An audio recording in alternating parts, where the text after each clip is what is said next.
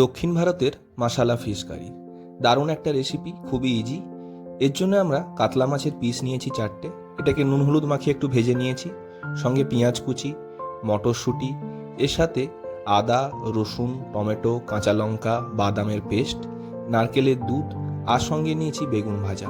নুন হলুদ মাখিয়ে ভেজে নিয়েছি। যে কড়াইতে মাছ ভেজেছিলাম তাতেই অল্প একটু তেল দিয়ে 5 ফোড়ন শুকনো লঙ্কা দিয়ে আমরা পেঁয়াজটাকে একটু ভেজে নেব। অল্প একটু ভাজা হয়ে গেলে এর মধ্যে আমরা হলুদ গুঁড়ো, নুন দিয়ে মটরশুঁটিটা দিয়ে দেব। 2-3 মিনিট একটুখানি নাড়িয়ে নেওয়ার পরে এর মধ্যে আমরা বাটা মশলাটা দিয়ে দেব। বাটা মশলাটা আমাদের ভালো করে কষতে হবে, এইখানেই কিন্তু রান্নার মেন কাজ।